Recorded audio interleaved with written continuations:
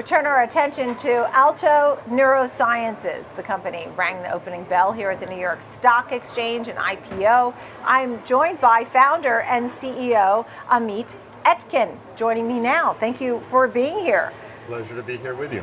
Incredible. The stock surged, came to plenty of demand. I saw at one point up 37%. And so obviously people were very interested. They could look for the ticker symbol, ANRO. Tell me about the day today. Look, today is obviously a monumental day for a company doing an IPO at a wonderful place like the NYSE. It's also a day to really reinforce our mission. Our mission is to bring new treatments to psychiatric disorders that are more effective by virtue of being targeted at the right people using a brain test to tell you what kind of problem, what kind of process is going on. And for us today is just fuel to that fire. Right. Such deep need. It's getting the right medicine to the right person for whatever it is and determining what is the initial problem, right? I mean, mental health crisis that we have in this country and these medical conditions. Tell me more about that, how prevalent it is and how important it is to have a company like yours. So I'm a psychiatrist as well as a neuroscientist, so I think a lot about the patients that we're trying to impact. Take depression. 20 million people in the United States alone. And it seems like we have a lot of treatments, seems like we have a lot of medications, but turns out most of them work the same way. And we have no way of knowing whether a drug will work for any given patient. And it takes months until you find out whether what you did actually worked. And so if you now pair development of new drugs, new mechanisms, with a way to find who that right patient is with a test of brain function, that's a really exciting future. That's what we call precision psychiatry.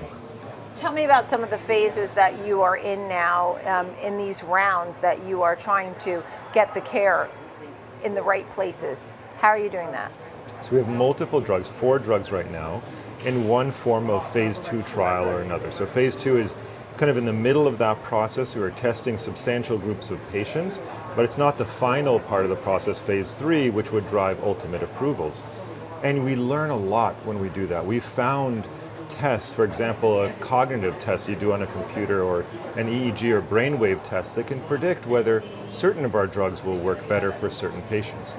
And now in late stage phase 2 trials, testing, for example, for Alto 100 in a portion of depressed patients and Alto 300 in a different portion of depressed patients, whether those drugs work. Is this mostly geared towards depression? I also see schizophrenia on here, for example.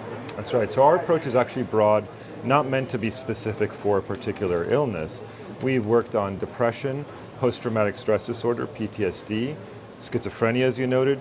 If you look at cognitive problems in schizophrenia, which are the things that predict long-term course and disability, we have no treatments right now for that.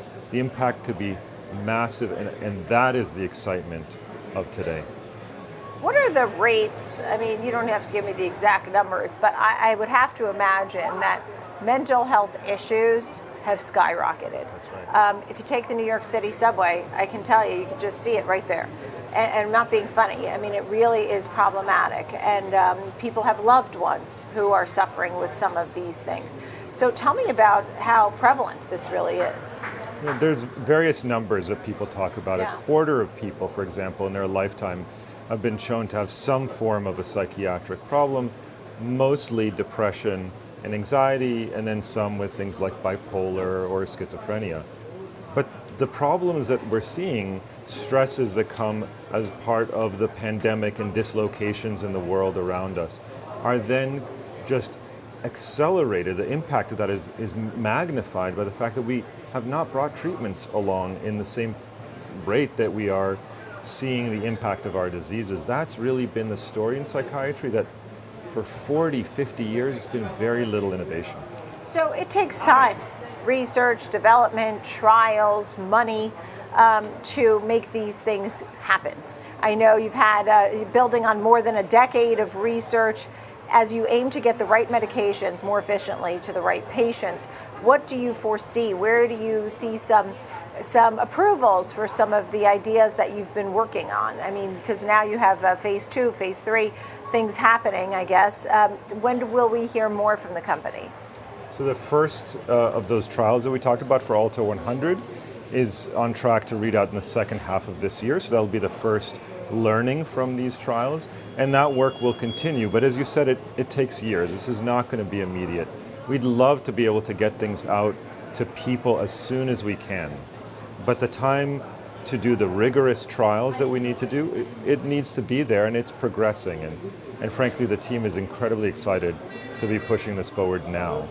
For sure. How about some of the other things that we talk about, such as Alzheimer's and dementia? Does that go into this or not so much? Our focus hasn't been in those neurological disorders, but ultimately one can only do so many things at the same time. Right. There's actually no reason the same approach can't be also taken to Parkinson's, Alzheimer's, a lot of different disorders that are prevalent, that are all over the place, where our diagnoses are often clinical without the biology of the person and their brain. That precision lens can have so much impact so broadly.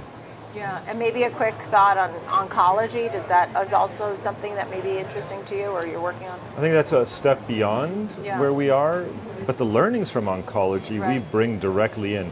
Precision medicine has been developed within oncology. That is, in essence, the birthplace of precision medicine. So we take a lot of learnings back to what we do to better inform those outcomes. How many people are on the team of Alto Neurosciences? It's been growing. Always growing. There's so much to do, right? Yeah. We're a little over 60 people. The important thing is we're 60 people representing several things that you don't usually see in biotechs. We run our own trials and work with clinic sites to do that work. We develop our own software and we do our own analytics. And then meshing those teams within a culture that's unified, that has been really the excitement, the fun of leading Alto. Yeah, I mean, it's really exciting. This was a $16 IPO. Right now it's trading at $21.61 and just started trading today just after lunchtime. So already some huge demand. It's great to see you. Thank you so much, Amit, for being on with us here today. Amit Etkin, founder and CEO of Alto Neurosciences. Thank you.